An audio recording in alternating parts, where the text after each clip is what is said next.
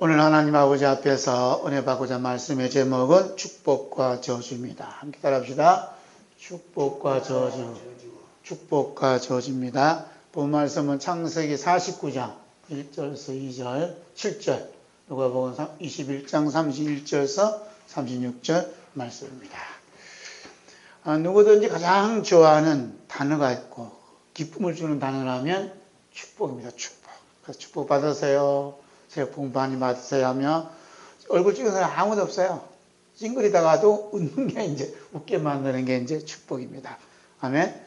근데 사람들이 가장 싫어하고 듣기 싫어하고 또 기분 나쁘게 하고 보기 싫은 단어가 저주요. 저주. 그러죠? 저주 받으라 이런 사람 없잖아요. 복 받으세요 이런 사람이 있어도 같은 저주라는 이 단어는 인기가 없는 것 같아요. 그러나 성경은 우리 어떤 감성을 생각하지 않고 무조건 축복을 많이 말씀하는 것을 볼 수가 있습니다. 축복과 저주의 말씀이 자세히 기록된 말씀이 신명기 28장이에요. 신명기 28장이에요. 그래서 1절부터 19절까지 쭉 말씀 보면 축복에 관한 이 말씀으로 가득 찬 걸 볼 수가 있어요. 축복의 말씀. 그런데 이제 20절부터 쭉 보면 그러니까 여기서 49절이면 68절인가? 49절까지 있는 말씀 보니까 이 저주에 관한 말씀이 가득 차 있어요. 그러니까 축복의 말씀보다도 저주의 말씀이 몇 배나 많아요? 3배나 많이 돼요. 3배나. 와, 읽어보셨어요? 한번 읽어보시라고 집에 가서. 축복의 말씀보다도 저주의 말씀이 3배나 신명기 28장에 많이 기록되어 있습니다. 그래서 이 20절부터 있는 말씀 가지고 설교하는 분은 아마 드물 거예요. 네? 근데 우리는 설교를 하든지 말씀을 듣든지 반대지요. 저주보다도 저주의 말씀을 많이 하고 있습니다. 그렇다면 내가 저주보다도 축복의 말씀을 많이 하고 있죠. 그렇다면 성경하고 같이 가는 겁니까? 성경하고 정반대로 가고 있어요? 성경하고 정반대로 가고 있어요. 성경하고 정반대로 가면 그 종착점은 어딘가 이제 우리가 생각해 봐야 되는 거예요. 창세기 49장은 야곱이 몇 살 때 했다 그래? 147세 때. 147세 때 창세기 49장 있는 축복과 저주의 말씀을 하셨다. 참 인간으로서 가능할 일입니까? 이게 인간의 어떠한 정신뿐만 아니라 영의 정신, 영까지 왕성했다는 것을 볼 수가 있어요. 참 야곱은 이 땅에 태어난 사람 중에 특별한 사람이에요. 아멘. 80만 넘어도 이제 정신이 좀 오락가락한데, 응? 그렇잖아요? 제 아버님이 이제 살아 계셨을 때, 7순이 넘어가니까 말씀을 자꾸 잊어버리더래. 설교도 못하시고 잊어버리더래. 그런데 70보다도 배나 더 사신 야곱은 오히려 하나님 말씀이 왕성한 거예요. 이야, 참. 나이가 육신이 좀 약하더라도 이 하나님 말씀, 영은 더욱더 강해지는 야곱이 받았던 은혜를 오늘 우리가 다 받기를 주님은 원하시고 있습니다. 그래서 바울사도가 뭐라 했어요? 겉사람은 부피하나 속사람은 날로 새롭도다. 아마 야곱을 두고 하신 말씀이 아닌가 이렇게 볼 수가 있습니다. 그래서 이게 보통 사람 같으면 부모가 이 세상 떠나가면 자녀들에게 뭘 주고 가고 싶어요? 축복을 주는 말씀을 하고 싶은 거예요. 그런데 오늘 본 말씀에 보니까 야곱이 저주를 했다는 거예요. 저주를. 어떻게 저주를 했나 볼까요? 7절 보겠습니다. 그 노염이 혹독하니 저주를 받을 것이요 분기가 맹렬하니 저주를 받을 것이다. 내가 그들을 야곱 중에서 나누며 이스라엘 중에서 흩으리라. 저주를 받더라. 이렇게 말씀했다는 거예요. 이해돼요? 안 돼요? 이 영감 그냥 정신이 아무리 잘못했어라도 꼭 이런 말씀을 하고 세상을 떠나셔야 되겠습니까? 이렇게 반문할 수 있어요. 그러나 야곱은 147세지만 야곱의 모든 인간적인 능력과 인간의 감정과 인간의 모든 것들이 이미 예수님과 함께 십자가에 못 박아버렸어요. 그래서 예수 그리스도의 영이, 야곱 안에 있는 예수 그리스도의 영이 축복과 이 저주의 말씀을 하고 계셨다는 것을 우리가 이렇게 볼 수가 있습니다. 그런데 야곱은 자기 속에 계신 예수 그리스도의 영에 의해서 이 말씀을 할 수밖에 없는 거예요. 아멘? 야곱이 어떤 개인적인 감정이 있어서 둘째, 셋째에게, 첫째에게 저주를 하지 않았어요. 하나님 말씀을 하게 하시니 이 말씀을 한 거예요. 그런데 야곱이 선포한 축복과 저주는 우리가 생각하고 있는 그런 축복과 저주와는 아무런 관련이 없습니다. 그러니까 이 축복과 저주는 어디에 관련되어 있어요? 장차 일어날 일에 대해서, 미래에 대해서, 장래에 대해서, 장차 일어날 일에 대해서 말씀하시는 거예요. 할렐루야. 1절 보세요. 부모 말씀 1절. 딱 1절 보니까 딱 말씀하잖아요. 1절 보겠습니다. 야곱이 그 아들을 불러 이르되 너희는 뭐이라? 너희가 후일에 당할 일을 내가 너에게 이르리라. 언제 당하랴? 후일에 당할, 미래에 당할 일을 너에게 말하겠다. 이렇게 말씀하는 겁니다. 아멘. 그러니까 우리 인류의 미래의 최후는 어떻게 갈라지죠? 우리 인류, 개인의 최후는 어떻게 갈라지느냐? 천국과 지옥으로 다 갈라지게 되어 있어요. 네? 그러니까 결론적으로 축복은 뭐죠? 축복은 천국이요, 천국. 저주는 뭐죠? 지옥이잖아요. 다 갈라지는 거예요. 네? 그렇기 때문에 천국과 지옥이 갈라지는데 오늘 우리들의 하루하루 삶이 여기 내가 있어요. 우리가 있는데 우리 하루하루의 삶이 지금 어디하고 연결되어 있냐면 천국에 연결되어 있느냐 아니면 지옥에 연결되어 있느냐 이 둘 중에 하나예요. 사람들은 막연히 살아가요. 그냥 모이면 한잔하고 식사하면서도 무슨 얘기 나눠요? 자기 살아간 얘기 나오고 이번에 아들이 어떻고 이번에 새 차 사고 이번에 어쩌고 저쩌고 우리 애들 졸업 안 하네 어쩌니 그런 얘기 하잖아, 그죠? 그런 얘기만 하지 우리가 끝나고 나면 천국 가고 어떤 사람은 지옥 가고 이런 얘기 하는 사람 아무도 없잖아요. 이런 얘기는 어디 있어요? 교회에서만 들을 수 있는 거예요, 교회에서만. 예? 그러니까 우리 하루하루의 삶이 지금 어디에 보이지 않지만 어디에 연결되어 있냐면 천국에 연결되어 있고 지옥에 연결되어 있어요. 더 말하자면 천국 입장에서는 이 나를 끌어당기는 거예요. 빨리 와라 끌어당기고 지옥도 이놈들아 빨리 와라 이놈들아 빨리 와라 이제 여기 끌어당기는 거예요. 끌려가는 겁니다.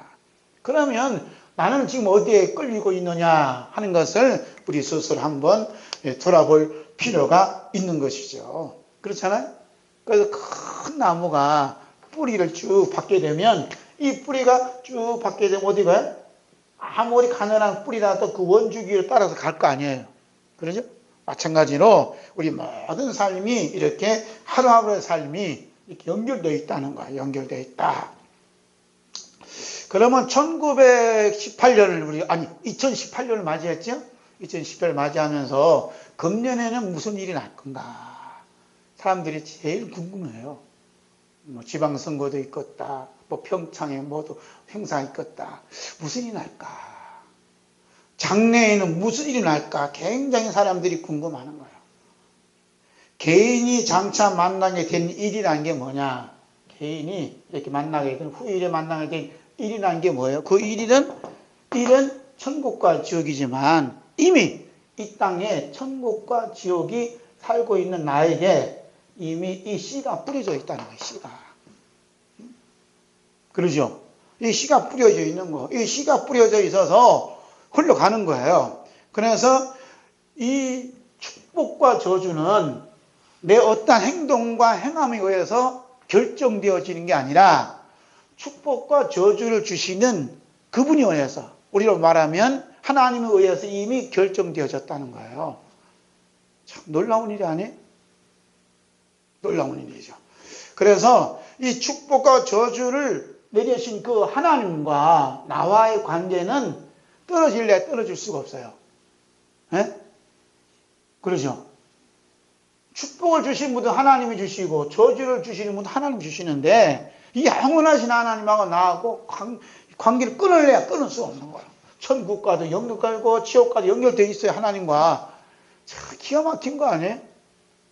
그렇기 때문에 우리가 이 땅에 살면서 먹고 마시고 쉬가고 장가가는 일 외에 이렇게 축복과 저주 주시는 하나님을 알게 되고 또 내 죄를 이렇게 나는 원래 저주받은 사람이었는데 이 저주를 다 가져가시고 십자가 못 박혀 죽으셔서 그 피로 이 모든 저주를 다 씻으신 예수 그리스도를 알게 되었다는 것, 예수 그리스도를 믿게 되었다는 것이 얼마나 큰 축복을 받고 얼마나 큰 은혜를 받은 사람이냐 말입니다. 할렐루야. 표정은 은혜 안 받은 것 같아요. 얼마나 큰 은혜를 받았냐요. 참 놀라운 거예요, 이게. 아브라함의 경우를 보면 아브라함에게 축복을 주신 분이 누구냐 하면 멜기세덱이라는 분이 등장을 해요. 멜기세덱. 그런데 그 아브라함 자손에 오신 이 우리 주 예수 그리스도께서 그냥 무조건 오신 게 아니라 멜기세덱의 반차를 쫓아서 예수님이 오셨다. 이렇게 성경은 기록하고 있어요. 그 말씀이 히브리서 6장 20절에서 21절 말씀입니다. 함께 읽을까요? 시작. 그리로 앞서가신 예수께서 멜기세덱의 반차를 따라 영원히 제사장이 되어 우리를 위하여 들어가셨느니라. 이 멜기세덱은 살렘 왕이요 지극히 높으신 하나님의 제사장이라. 여러 왕을 쳐 죽이고 돌아오는 아브라함을 만나 복을 빈 자라. 그러죠? 그 예수님은 누구의 반차를 따라왔다는 것? 멜기세덱의 반차를 따라서 우리를 위하여 들어가셨다. 우리를 위해서. 그래서 아브라함을 이게 복을 빌어준 사람이 누구냐 하면 멜기세덱이라는 거예요. 그러니까 아브라함은 아무리 애를 써도 멜기세덱의 축복의 고난으로 밖으로 벗어날 수가 없다는 거예요. 예? 그리고 이삭의 입장에 보도 이삭이 아브라함이죠. 아브라함, 그 다음에 이삭, 야곱이 있지만 이 세 사람이 어디에 범죄에 못 벗어나냐 하면 아브라함으로부터 받은 그 축복의 안에 들을 수밖에 없다는 거예요. 아브라함은 멜기세덱이 주신 축복이 벗어날 수 없을 뿐만 아니라 이 축복이 이 모든 세 사람의 계속해서 내려오고 있다는 거예요. 그 이외에는 복이 없어요. 멜기세덱에게 부어주신 축복이 아브라함, 이삭, 야곱에게 오늘 우리에게 주어졌다는 거예요. 그러면 멜기세덱이 부어주신 축복이 뭐냐 하는 게 굉장히 중요한 거예요. 그 말씀이 요한복음 8장 56절이라는 거예요. 함께 읽을까요? 요한복음 8장 56절 시작. 너희 조상 아브라함은 나이 때 볼 것을 즐거워하다가 보고 기뻐하였느니라. 아멘. 그러니까 아브라함이 멜기세덱으로부터 받았던 축복은 무슨 축복입니까? 우리 주 예수 그리스도를 장차 오실 우리 주 예수 그리스도를 만났다는 겁니다. 그렇죠? 그 예수님이 뭐라고 하냐면 아브라함은 나이 때 볼 것을 보고 기뻐했다는 거예요. 언제? 멜기세덱이 올 때. 그래서 히브리서 6장의 말씀은 예수님은 누구의 반차를 따라왔다? 멜기세덱의 반차를 따라왔다는 거예요. 그 멜기세덱 속에 누가 계셨어요? 예수님이 계신 거예요. 그러니까 아브라함은 누굴 만나요? 결국은 예수 그리스도를 만났다는 거예요. 그러니까 아브라함이 받았던 축복이 뭐냐면 예수 그리스도를 만난 축복을 받은 겁니다. 전에는 제가 깨달지 못할 때는 이 은혜를 못 받을 때는 무슨 큰 축복, 물질의 복, 세상의 복만 생각했죠. 근데 이것은 다 없어지는 거예요. 아무리 큰 축복 받아도 천지는 없어지겠으나 없어질 수밖에 없는 것은 축복이 아니에요. 내 말은 영원히 없어지지 않는다. 예수님 말씀만 축복이요. 영원히 없어지지 않는 것만 축복이에요. 할렐루야. 이게 뭐 내 축복받아서 자랑해서 살아봐요. 다 없어질 거예요. 천지 속에 있는 것이지 천지 밖에 있는 얘기한 사람은 거의 없습니다. 나 예수 만난 건 얼마나 큰 축복받았습니다. 이런 분 드물어요. 에? 오늘 밤에도 어젯밤에도 나 예수님 만났습니다. 이런 분 드물다니까. 나는 일하다가도 오늘도 예수님 만났습니다. 이런 분 참 드문 거예요. 일하다가도 예수님 만나고 밥 먹다가 예수님 만나고 예수님은 늘 우리 곁에 있기 때문에 정신 바짝 차려야 예수님 보이는 거예요. 보는 순간 예수님 사라지는 거예요. 사라지지만 우리 눈에 안 보일 뿐이지만 언제나 예수님이 우리를 만나주시는 거예요. 할렐루야. 이게 믿음 아닙니까? 이게 축복받은 사람이에요. 이렇게 추운 날씨에 교회 나오고 발이 시릴 정도 있지만 우리 예수님이 나와 함께 계시다. 우리 예수님 나를 만나주셨다. 이렇게 믿어진 사람은 얼마나 큰 축복인지 몰라요.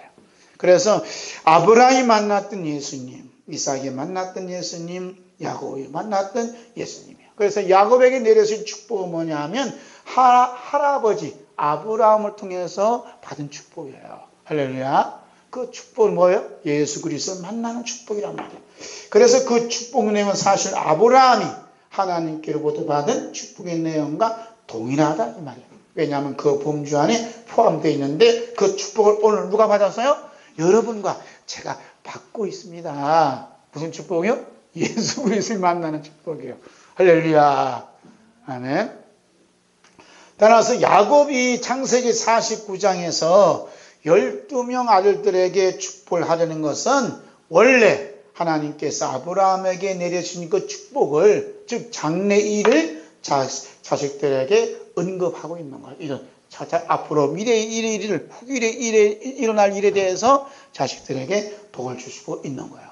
그렇다면 왜 아브라함이 전수해신 축복을 야곱에게 다 끝나지 않고 완결되지 않고 12명 아들들에게 축복을 주시고 오늘 우리들에게 축복 계속해서 이어져 내려오느냐 하는 얘기입니다. 왜 그럴까요? 아브라함 축복을 아브라함 하나님, 이삭의 야곱의 하나님으로 끝났으면 좋은데 그 축복이 계속해서 정성되려 내려온 이유가 뭐냐 이 말이에요. 그 이유가 뭐죠?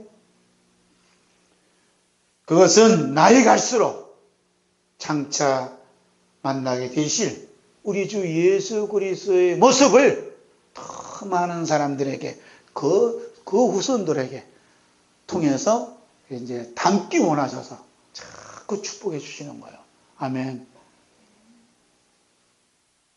가장 큰 축복은 오늘 우리들의 모습 속에 예수 그리스도의 모습이 담겨지기 원합니다. 할렐루야.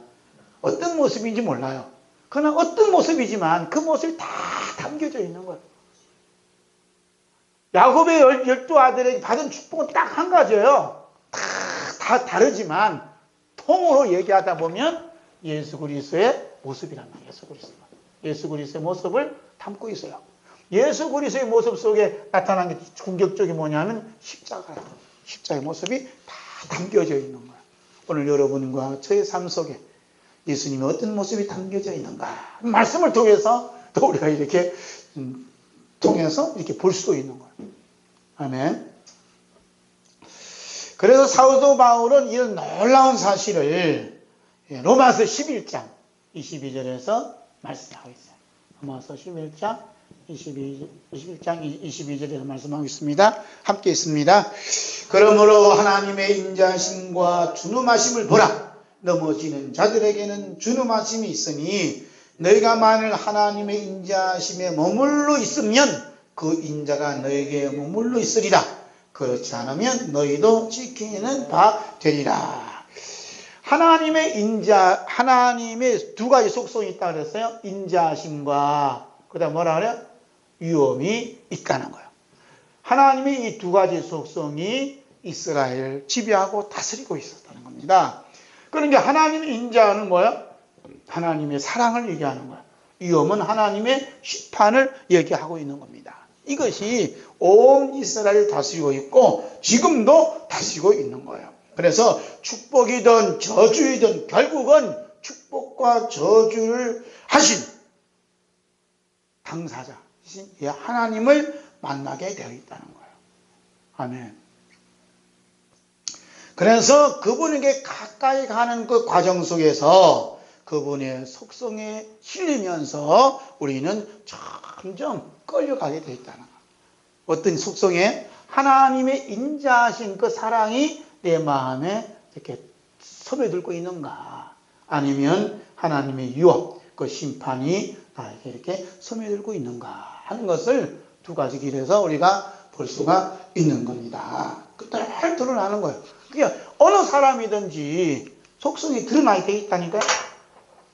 불교를 믿던, 천주교를 믿던, 기독교를 믿던, 모하메드를 믿던, 아무것도 안 믿던, 전부 다 심판주가 되시는 예수님 앞에 다 드러나게 돼 있어요. 피할 수가 없는 거예요. 나 예수 안 믿을게요. 별 수 없어요. 예수님이 심판대 앞에서 설 수밖에 없어요. 김정은이도 예수님 앞에 설 수밖에 없는 거고, 중국의 수석도 김정일 예수님 앞에 설 수밖에 없어요.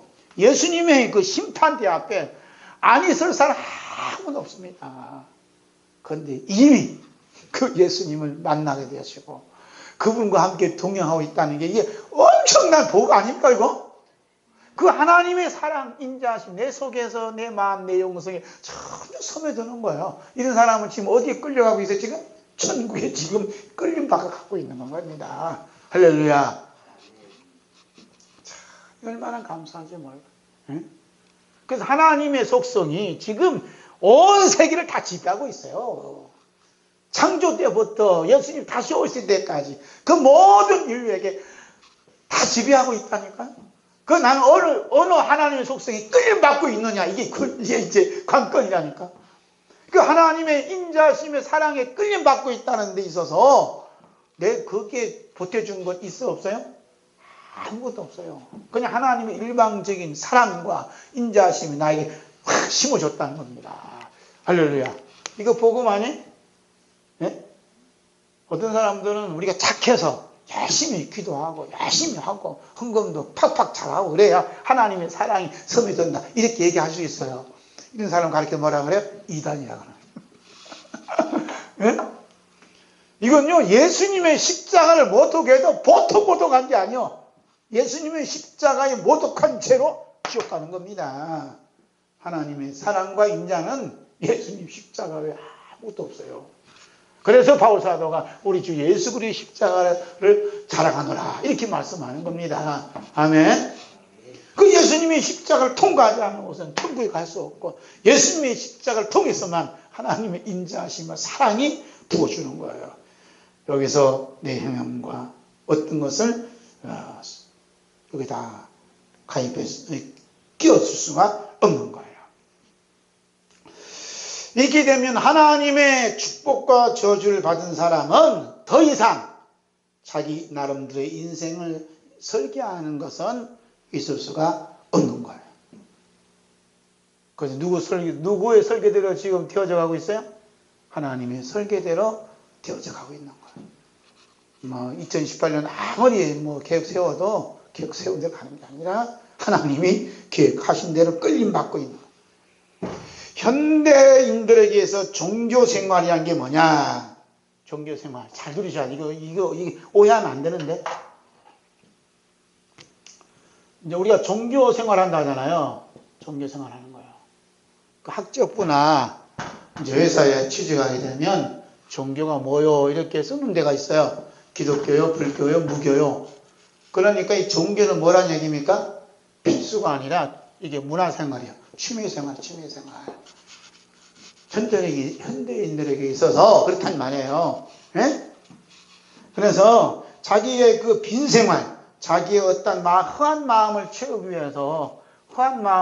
위해서 요즘 유행하는 게 뭡니까? 네? 허한 마음을 채우기 위해서 뭘 해요? 취미생활 한다잖아요. 취미생활. 그 취미생활 중에 도토한 게 뭐예요? 요즘 1000만 명이 이 취미생활을 하고 있어요. 뭐요? 반려견. 반려견이 뭐죠? 반려견, 애완용. 개뿐만 아니라, 강아지뿐만 아니라, 고양이, 어떤 사람들은 뭐 희한한 곤충 있더라고.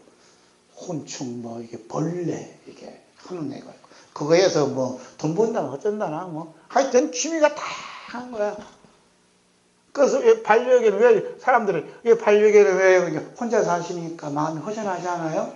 그래서 자식 좀 키우라고 이렇게 또, 자식들이 또, 반려견 사준 사람도 있대요. 응? 할머니한테, 어머니한테. 거기, 여기 공원에 가면 가끔 이게 데리고 다니잖아요.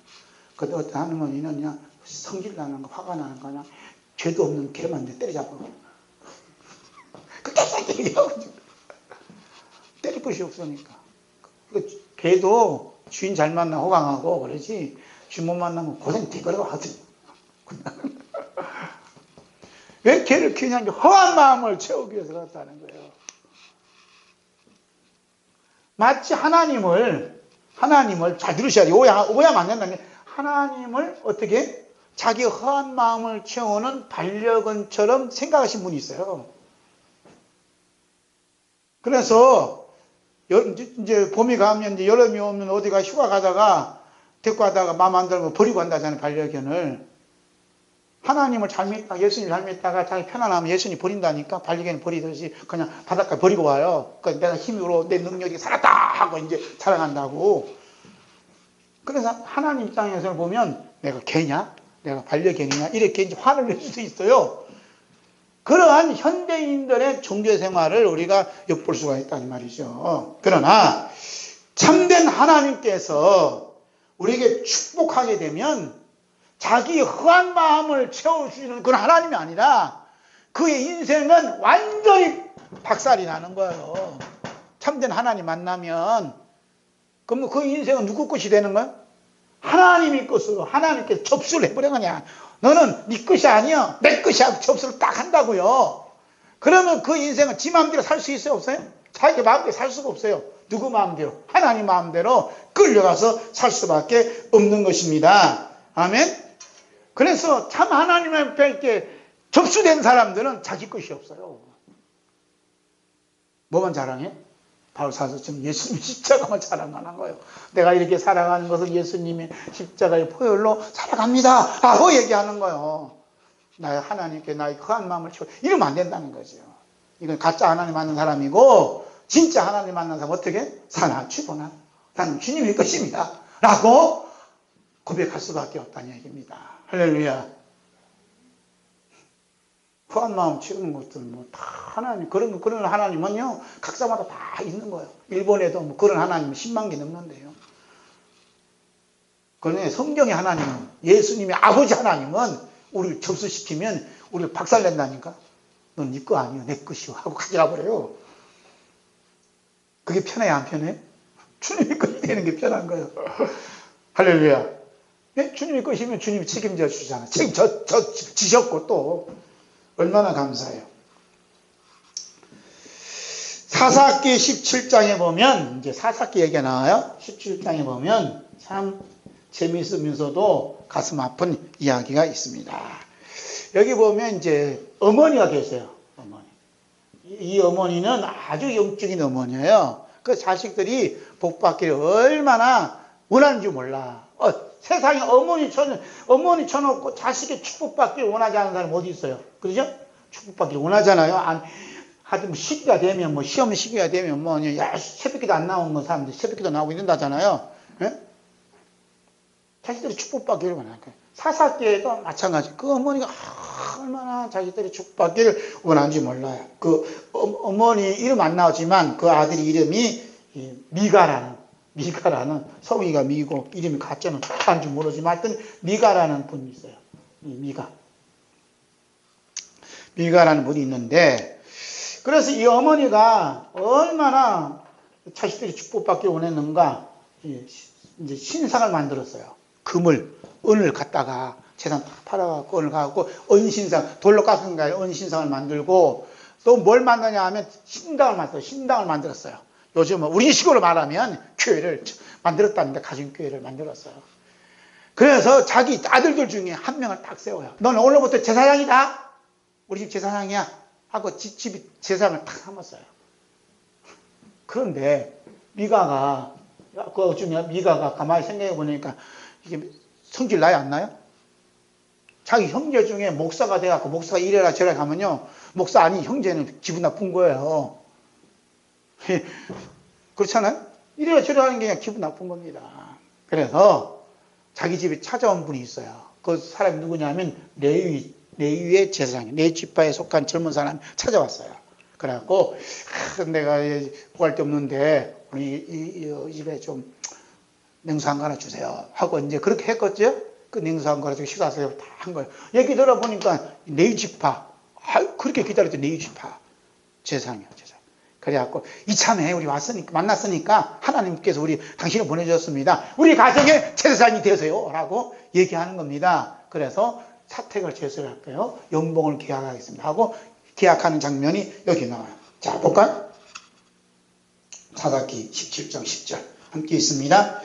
미가가 그에게 이르되 네가 나와 함께 거주하며 나를 위하여 아버지와 제사장이 되라. 내가 해마다 은열과 의복 한 벌과 월급을 주자 하므로 그 레위인이 들어갔더라. 연봉 계약을 한다죠. 연봉 계약. 연봉 계약을 하는데 연봉 계약. 제가 이제 인터넷에 올리는 걸 보니까 어떤 목사님은 연봉이 1억 4천이에요.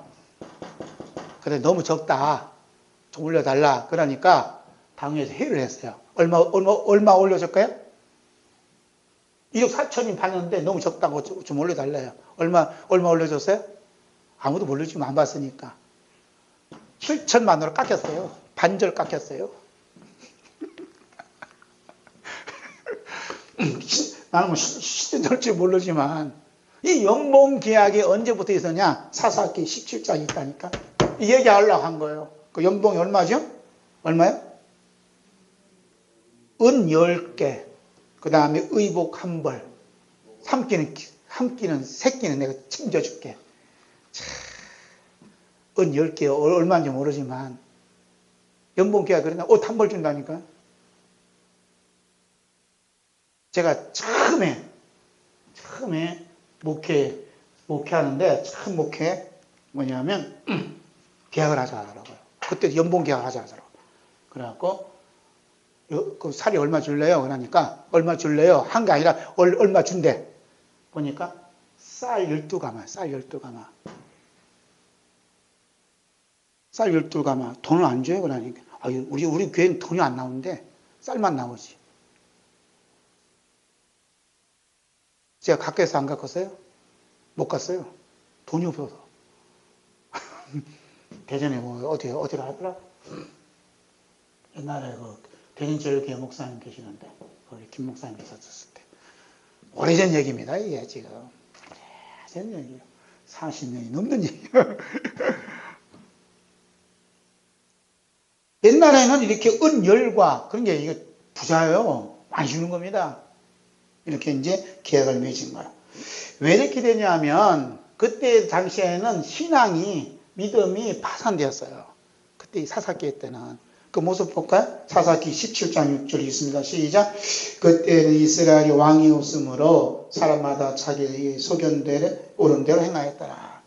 주인이 없어, 왕이 없어요. 그래서 자기 생각하는 대로 옳은 대로 하는 거예요. 이것이 옳거나 생각하면 그렇게 하는 거예요. 그래서 자기 땅을 레위 지파들은 뭐가 없어요? 땅이 없잖아요. 땅이 없어요. 그러니까 어떻게 살아가야 돼? 어떻게든 살아남아야 돼. 자살하면 지옥 가는 거고, 또 굶어 죽을 수는 없는 거고, 어떻게 살아남아야 돼? 해갖고서 믿음이 옳게 서지 못한 지파들이 자기 나름대로 어떤 규칙을 딱 정해놨어요. 그래서 이제 개인적인 이제 제사장이 되는, 요즘으로 말하면 목사가 되는 거예요. 그렇게 가정에 뭘 빌어줘요? 축복을 해주고 예배를 인도하는 식으로 살아가는 거예요. 그래서 하나님의 축복을 하나님의 소유가 아니라 내 소유물로 갖고 사는 겁니다. 이게 무서운 거예요. 그 전에 이렇게 보면 좀 이렇게 믿음 있는 분들이 방 한 칸 따로 있어요. 이 방은 목사님은 특별히 모시는 방이래요. 그리고 1년에 한 번씩, 두 번 이렇게 목사님들 오시면 자기가 따로 지어놓은 그 방으로 목사님 모셔요. 그런 성도도 있다니까. 누구든지 못 자. 그 목사님 이름을, 목사님만 자는 거. 어느 목사님이든 모시는 거예요. 그럼 목사님이 그 방에 가면 그 가정을 위해서 뭘 해줘? 축복기도 해주는 거죠. 그래서 축복기도를 받고 싶은 거예요. 사사기에 있었어요. 이것이 굉장히 위험한 거예요. 위험한 거. 그래서 하나님, 마치 이 반려견처럼 생각하는 하나님을 자기 마음대로 축복을 가져다가 하나님 이름으로 축복해 주는 거죠. 그리고 나서 뭘 받아요? 봉투 받는 거죠. 봉투를 챙기는 거죠. 이런 사람들이 꽤 됩니다. 지금도. 그래서 밟히는 사람마다 어떤 사람들이 목사님이세요. 여기다가 목사님이래. 여자분도 참 많습니다. 목사님. 난 동네 아줌마인 줄 알았어. 나중에 목사님이래. 그래서 축복해서 많이 해준다. 할머니들 이런 사람들 아픈 환자들 이렇게 해주고 뭘 받아요? 봉투 받아요. 연기도 해주고 축복하고. 사사기에 있는 이 모습이 지금 우리나라에서 일어나고 있고 중국에서도 일어나고 있고 참 주님 오실 날이 너무너무 가까이 온 거예요. 이런 일이 일어나거든 뭐가 가까운 줄 알라? 하나님 나라가 가까이 온 줄 알라. 이렇게 말씀하고 있습니다. 무섭지요? 어제는 중국에서 태국에서 문자가 왔어요. 그 뭐냐면 북한 당국이 가정교회를 폭파시켜버려요. 중국 당국에 등록하라니까 등록을 안 해. 그런 게 중국에서 그 교회를 폭파시켰다니까요. 이런 일들이 우리나라에도 곧 가까이 옵니다. 지금 우리 교회에 등록하래요. 저도 등록했어요. 세금 내래요. 저도 등록했다니까요. 등록 안 하면 불이익을 당하는가 어쩐가 모르지만 가만 생각하면 등록 안 할 거예요. 중국 교회는 그렇게 어려움 와도 등록 안 하는데 참 나도 믿음이 없는가 보요. 그래서 그 중국 교회가 폭파당했는데 그게 시발이죠. 처음 시작하는 건데 당하신 분들이 오히려 기뻐해요. 오히려 왜? 하나님 나라가 가까이 왔다는 거예요. 네? 하나님 나라가 가까이. 우리는 울고불고 할 때는 이 사람들 오히려 더 기뻐하는 하나님 나라가 가까웠고 주님 오실 너무 가까웠다. 주님 오실 날에 더욱더 채촉시키는 게 뭐냐? 핍박받는 거. 참 그분들의 신앙은 대단한 걸 볼 수가 있습니다. 그래서 이런 개인적인 이렇게 하시는 분들은 그 자기 인생이 주인공이 누구예요? 하나님이 아니고 자기가 개인적인 인생의 주인공으로 생각하는 겁니다. 이게 얼마나 무서운가 하는 걸 볼 수 있어요. 자, 그렇다면 오늘 우리에게 주어진 축복이 무엇인가 하는 게 중요하겠죠? 그래 안 그래? 뭐 사사기 얘기는 끝나고 누가 뭐 어쨌든 간에 개인적으로 뭐 축복기도 많이 해줬든 간에 우리에게 받는 축복이 무엇인가? 즉 우리에게 미래에 닥쳐올 일이 무엇인가 궁금해요? 궁금한 것을 예수님이 누가복음 21장 31절에서 36절에 말씀하고 있습니다. 함께 볼까요? 함께 봅니다. 시작. 이와 같이 너희가 이런 일이 일어난 것을 보거든 하나님 나라가 가까이 온 줄 알라. 내가 진실로 너희에게 말하노니 이 세대가 지나가기 전에 모든 일이 다 이루어지리라. 천지는 없어지겠으나 내 말은 없어지지 아니하리라. 너희는 스스로 조심하라. 그렇지 않으면 방탕함과 술취함과 생활의 염려로 마음이 둔하여지고 뜻밖의 그날이 덫과 같이 너희에게 임하리라. 이 날은 온 지구상에 거하는 모든 사람에게 임하리라. 이러므로 너희는 장차 올 이 모든 일을 능히 피하고 인자함이 서도록 항상 기도하여 깨어있으라 하십니다. 아멘. 예수님께서 말씀하신 미래의 일들이 일어난다는 거예요. 미래의 일이. 그 미래의 일이 뭐죠? 천지는 없어진다는 거예요. 천지. 뭐가 없어져요? 하늘과 땅은 없어진다.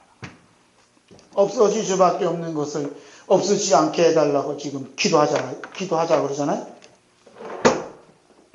자, 없어질 수밖에 없는 이 하늘과 땅을 보존시켜 달라고 기도하재요.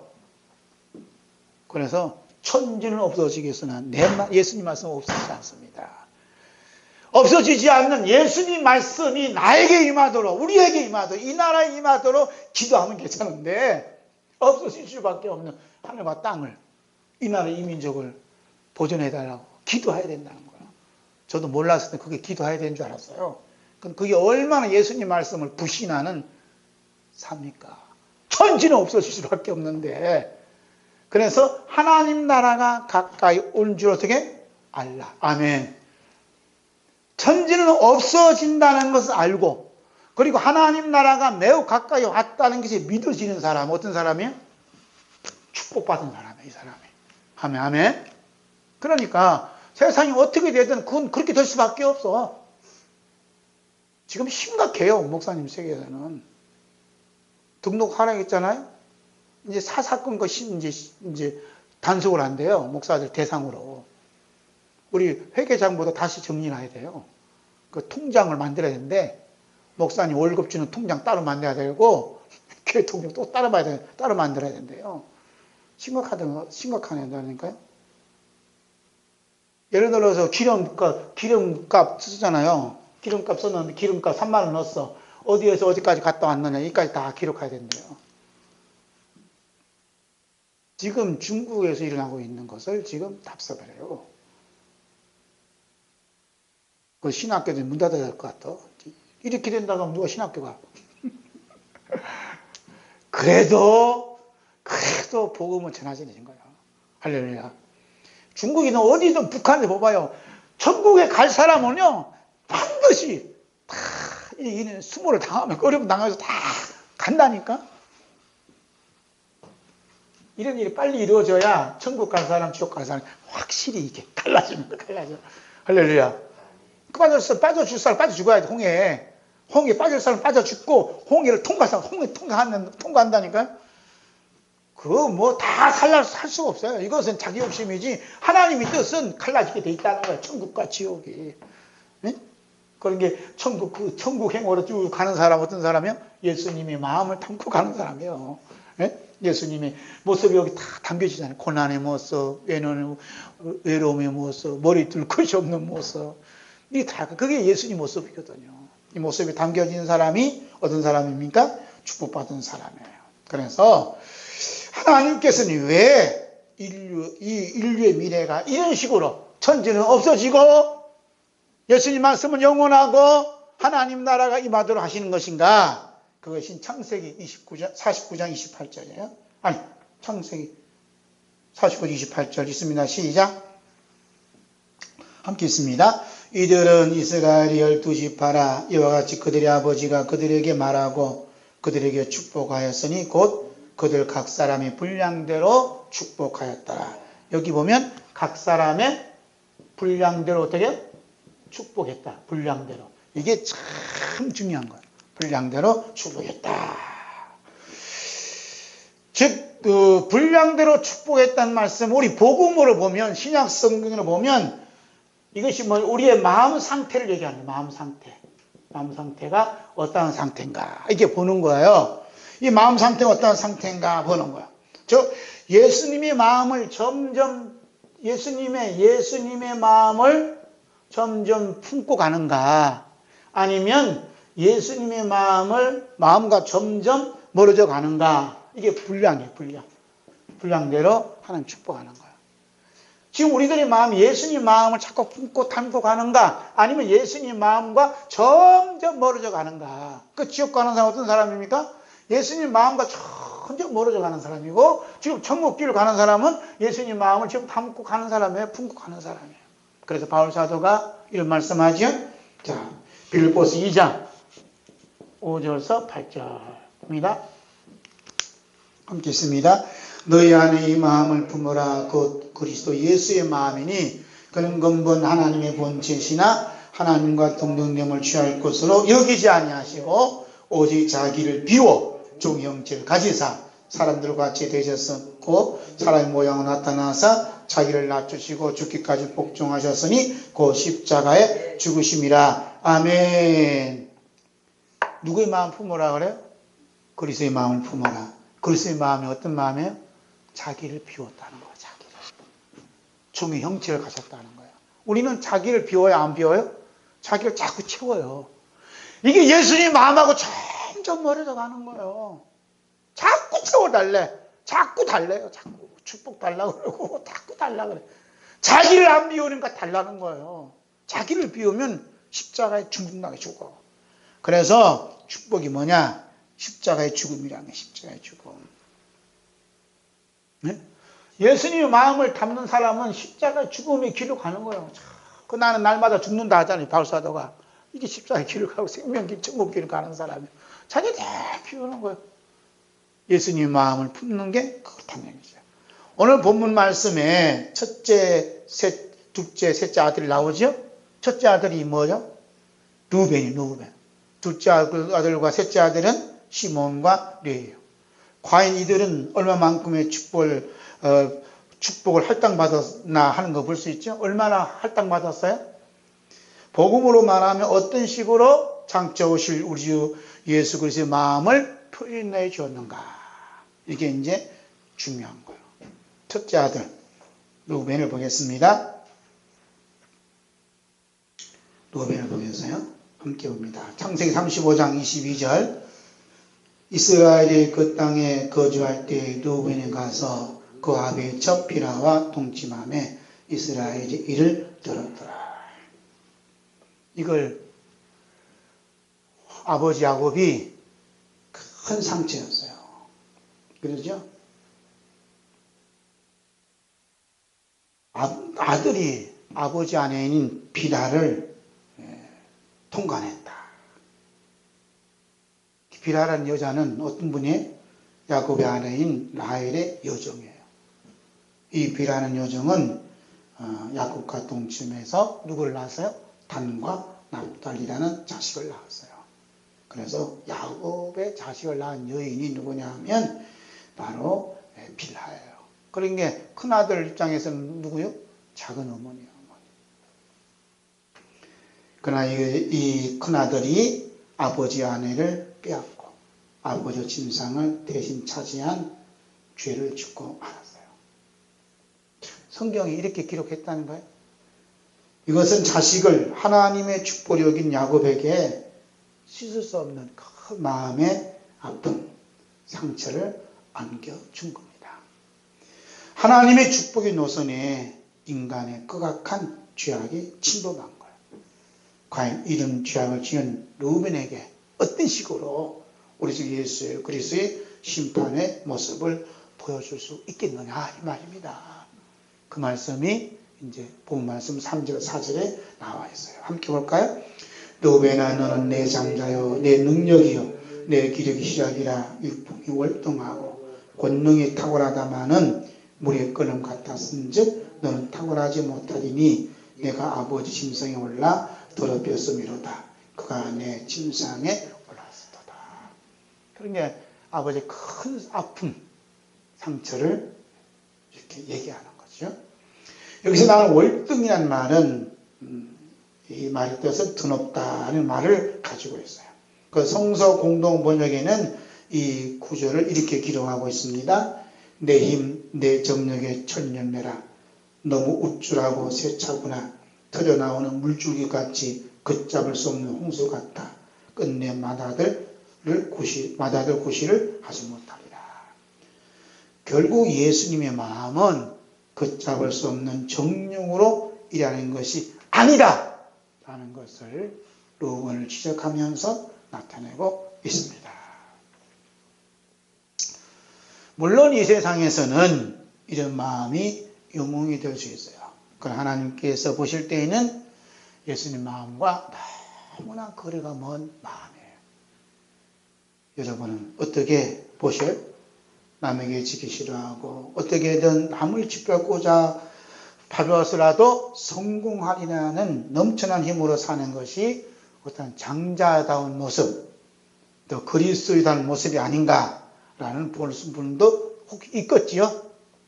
그것은 야곱이 축복받기 전에 마음이었습니다. 그렇지만 야곱이 진짜 하나님과 만남 이후부터는 너무 낮아지고 또 낮아지는 마음을 갖게 되었습니다.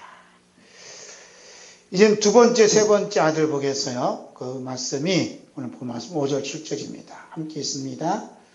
시몬과 레위는 형제여 그들의 칼은 폭력이 도구로다. 내오나 그들의 모의에 상관하지 말지어다. 내 영광과 그들의 집회에 참여하지 말지어다. 그들이 그들 분노대로 사람을 죽이고 그들이 혈기대로서의 발목 힘줄을 끊었음이로다. 그 노염에 혹독하니 저주를 받을지어다. 분기가 맹렬하니 저주를 받을 것이다. 내가 그들 야곱 중에서 나누며 이스라엘 중에서 흩으리라. 시몬과 레위에 대해서 이런 저주를 한 거예요. 뭐라 그래요? 폭력의 덕으로다. 그들의 칼은 폭력의 덕으로다. 응? 그들의 분노대로 누굴 죽여? 사람을 죽인다는 거예요. 예. 그 사람을 죽이니까 애비의 마음은 갈각하게 찢어지는 거예요. 어느 정도 사람을 죽인 줄 아세요?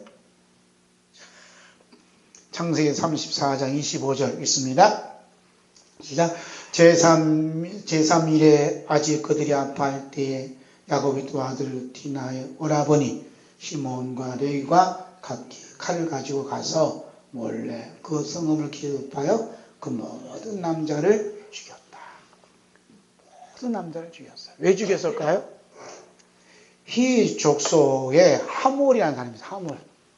죽였는데 그 아들이 추장이 뭐냐면 세겜이에요. 세겜이 한번 동네를 이렇게 거슬려고 그랬는데 예쁜 처녀가 있는 거예요. 그 처녀 이름이 뭐라 그래? 디나예요, 디나. 그래서 추장이, 이 추장은 그 동네, 그 지역의 대통령 아니에요. 데려오라 이거예요. 데려오니까 그냥 강간을 시킨 거예요. 그러니까 오라버니 시몬과 레위가 화가 난 겁니다. 안 나갔어요? 그리고 아버지는 너무너무 속상한 거예요. 딸 있는 거, 겨우 키운 딸이 그런 게 이방 민족에게 겁탈당했으니까 얼마나 겁탈당. 그러니까 그들은 굉장히 숫자가 많고, 이분들은 뭐 숫자 12명밖에 안 되니까 너무너무 힘든 거예요. 싸울 대상이 안 돼. 그런데 이 하몰이라는 사람이, 이 아버지가 굉장히 아브라함 가족을, 야곱 가정을 굉장히 이쁘게 봤는가 봐. 그래서 이제 야곱을 만나는 거예요. 우리 이참에 이렇게 된 거, 두 가정이 혼인합시다. 혼인합시다. 그러니까 어떻게 야곱 입장에서는 그렇게 하자는 거예요. 그렇게 하자고. 그래서 당신들이 달라는 게 다 주겠다. 어떤 혼인의 예물이라고 구하자면 우리가 다 주겠다. 그렇게 계약을 했어요. 그런데 야곱과 그 아들들이 뭐라 하냐? 단 조건이 있습니다.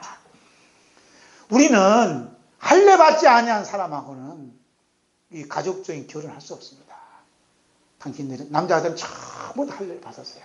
그럼 우리 딸은 당신들에게 보내고 당신 딸은 우리 며느리로 맞이하겠습니다. 그러니까 이 세겜이 얼마나 기분 좋은지 몰라. 그래서 우리 할례 받겠다. 그랬어요. 그래갖고 이 성읍에 앉아갖고 우리 회의를 하는 거예요. 여러분, 저 가정이 얼마나 복받은 가정입니까? 저 가정 우리 혼인 계약하는데 단 조건이 있습니다. 남자들은 할례를 받으세요. 그랬어요. 그러니까 사람들이 어떻게 추장 얘기하니까 꼼짝 못하고 남자라고 하는 남자는 전부 다 그 성읍에서 할례를 받습니다. 이때 칼을 빼든 사람 누구죠? 시몬과 레위가 칼을 드는 거예요. 3일째 되는 날. 이게 남자 할례는 옛날에는 이게 없잖아요. 요즘에 병원 가서 살짝 하면 되지만 옛날에는 그냥 생살을 사니까 얼마나 그 고통이 크겠어요. 3일째 되는 날. 가장 고통이 클 때 3일째 되는 날. 몰래 들어가고 그냥 그 성읍의 남자란 씨는 다 죽여버리는 거예요. 그것을 여기 기록한 겁니다. 그러면 지금 입장으로 보면 정의가 앞선 거예요? 정의를 앞선 거죠? 자기 누이 동생을 이게 겁달했으니까 죽이는 거 당연하다 이 말이요. 이렇게 내서는 무들이 많다는 거예요. 지금도 끌어내리고 대통령이 끌어내고 지가 대통령 앉아 가잖아. 지금 정의가 앞장서야 된다는 거예요. 그 정의당도 만들어 가잖아요. 하나님 보시기에 걸어가신 우리 주 예수 심판주 예수 그리스도 보시기에 이분들이 어떻게 생각하겠냐 이 말이에요. 이런 일들이 크고 작고 이게 막 일어나고 있다는 게 심각한 문제예요. 그래서 이분들이 예수님의 마음을 품고 있느냐 이 말이죠. 예수님 마음을 품고 있어 없어요? 예수님 마음을 여기서 찾을 수가 없어요. 예수님 마음하고는 너무나 거리 멀어. 천국과 지옥 차이야. 그러므로 축복이란 게 뭐냐? 예수 그리스도의 마음을 품는 거라. 누구의 마음을 품어요? 예수님의 마음을 닮아가는 거. 품는 게 축복이에요. 할렐루야. 야곱은 이게 큰 아픔이어서 지금 저주를 받으라고 하잖아요. 저주를 받으라고. 분노되라는 저주를 받으라고 하잖아요. 그 노요 멱동안이 저주를 받을지어다. 분기와 맹년을 저주를 받을지어다. 이민 어떻게 될까 몰라. 저주를 받을 수밖에 없어요. 성경은 그대로 이루어지는 거죠. 개인적으로도 더 화를 내잖아요. 화를. 그 분기가 어떻게 나느냐? 병으로 찾아와요. 그것만 보고서요? 더 큰 걸로 이제 하나님 치시는 거죠. 그래서 축복과 저주 사이에 뭐가 있느냐에 따라서 이제 이거 큰일 났다. 안 저지. 축복과 저주 사이에 뭐가 있느냐에 따라서 이제 달라져요. 축복과 저주 사이에, 이 사이에 뭐가 있느냐. 저주 사이에. 어떤 사람들은 돈이 있고, 어떤 사람들은 건강이 있고, 어떤 사람은 명예가 있고, 어떤 사람은 권세가 있어요. 그래서 돈이 많으면 뭐 받았다 그래요? 축복받았다. 나이가 70이 된데도 건강해. 뭐 받았다요? 축복받았다. 그런데 돈이 없어. 저처럼 돈이 없어. 그럼 말아요? 저주받았다. 늘 아파. 그럼 말아요? 저주받았다.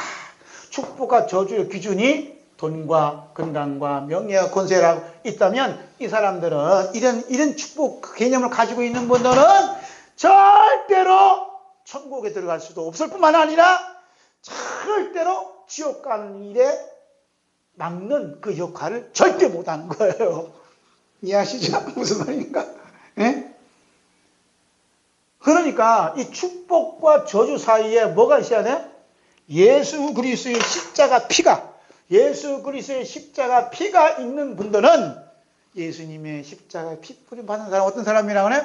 축복받은 사람이고, 예수님의 십자가 피 뿌림을 받지 못한 사람 어떤 사람이라고? 저주받은 사람이라는 생각 개념을 가지고 있는 사람이 복 있는 사람이라 이 말이에요. 할렐루야. 어떤 분들은 박 목사님 뭐 교회 몇 명이요? 우리는 우리 가족하고 두 가정인데 4명이요. 그래. 어떻게 가냐? 저주받았다 이거지. 어떻게. 당신은 교회 몇 명이요? 2,500명이요? 축복받은 교회네. 우리 교회 몇 명이에요? 몇 명인지 알려줄게요. 엘리사가 있죠. 구약성경 엘리사가 지금 아람 군대를 쳐들어와갖고 그냥 뺑 둘려 있는데 이 종이 게하시가 벌벌 떠는 거예요. 선생님 지금 말하는 목사님 큰일 났습니다. 전 아람 군대에 와갖고 우리를 포위하고 우리를 죽입니다. 어떻게 하면 좋겠습니까? 그러니까 게하시는 걱정 마 그러는 거예요. 이 게하시 엘리사 목사님은 그냥 태평세월이야. 지금 밖에들은 횃불 들고 창 들고 칼 들고 지금 엘리사 목사님을 죽이려고 지금 기다리고 있는데 게하시 벌벌 오수자가 있는데 목사님은 태평세월이요. 그러니까 하나님한테 기도하기로, 하나님 불쌍한 게하시 좀 눈 좀 열어주세요.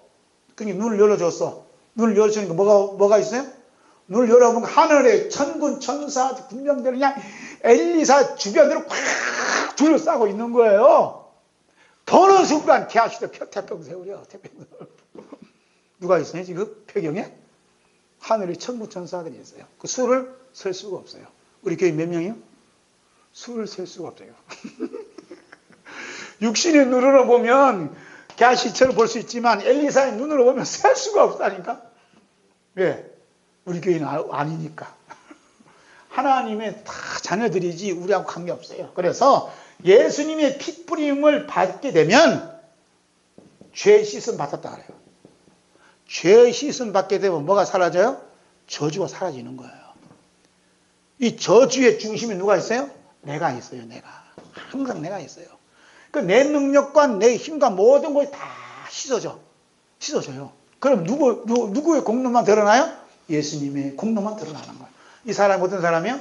죄 씻음 받은 사람이에요. 할렐루야. 내가 이렇게 열심히 기도했는데요, 이만큼 됐습니다. 이런 사람은 예수님 피가 없어요. 그 사람은 어떻게 하냐? 지옥 가는 거예요. 예수님 그냥 너 나가. 너는 나와 상관이 없어. 빨리 가, 빨리 나가, 빨리 나가 그러잖아요. 그래서 밖에 나가도 때 쫓겨나면 이리를 간다는 거예요.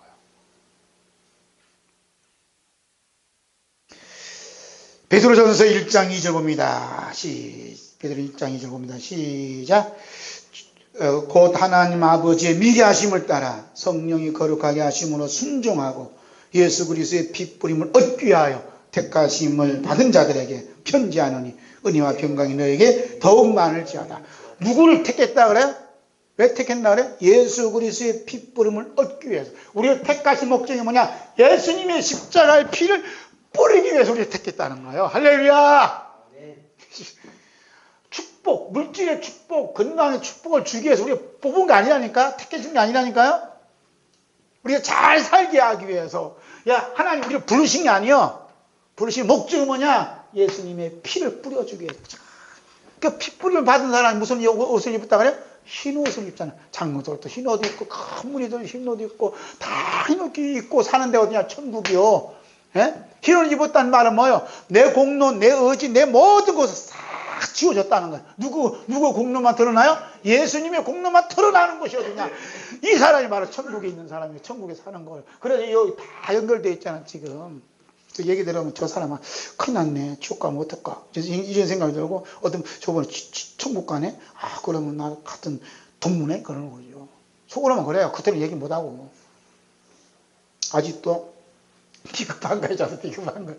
그렇게 하면 안 돼. 예수님 피 뿌림 받아갈게. 우리 거 없어. 우리 다 사라졌어. 예수님 공로만 드러나야 돼. 이렇게 담대하게 얘기해야 되는데, 참, 어렵죠?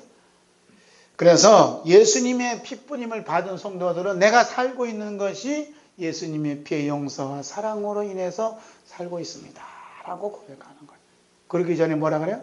나는 죄인입니다. 나는 저주받은 죄인이었는데 예수님이 십자가 피를 뿌려주셔서 무조건 피를 주셔서 그 피 뿌려진 은혜와 사랑과 용서하심 속에 내가 살고 있습니다. 이렇게 믿어지는 사람이 어떤 사람입니까? 축복받은 사람이에요. 이런 사람들 죄송하지만 황궁스러운 감사함하고 살아가는 거예요. 아이고 주님 앞에 이렇게 살게 되면 너무 황궁스러운 거예요.